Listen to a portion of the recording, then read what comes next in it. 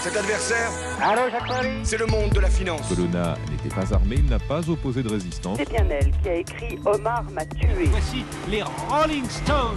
En ce 1er septembre, la remise carburant à la pompe passe de 18 à 30 centimes par litre, conformément à la loi pouvoir d'achat votée cet été. Bonjour Laure d'Autriche. Bonjour Dimitri, bonjour à tous. Alors vous revenez ce matin à travers les archives d'Europe 1 sur l'histoire des prix de l'essence et la France en a connu des poussées d'inflation à la pompe.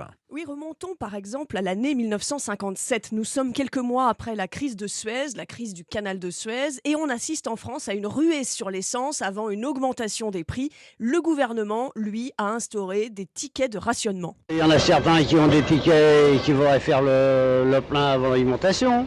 Hier, ça a été pareil. En plus de ça, les gens viennent, il y a beaucoup de voitures qui viennent et qui veulent avoir de l'essence, mais sans ticket. Vous en donnez sans ticket ? Ben, on a bien du mal. Dites-moi, combien avez-vous vendu de litres d'essence depuis ce matin ? Depuis ce matin, 3000 litres. Et habituellement, combien en vendez-vous ? À cette heure-ci, 2000. Hausse du prix de l'essence significative aussi une quinzaine d'années plus tard, après le choc pétrolier de 1973. Les personnalités politiques au pouvoir préviennent, le niveau de vie des Français sera réduit et il faut que les automobilistes essaient de rouler moins. Quand il faut rouler beaucoup tous les jours comme nous on roule tous les jours, ça nous revient très cher, disons. Disons, je roulerai peut-être quand même moins, mais je ne me priverai quand même pas de rouler parce que l'essence a augmenté. Oh ben c'est désastreux quoi.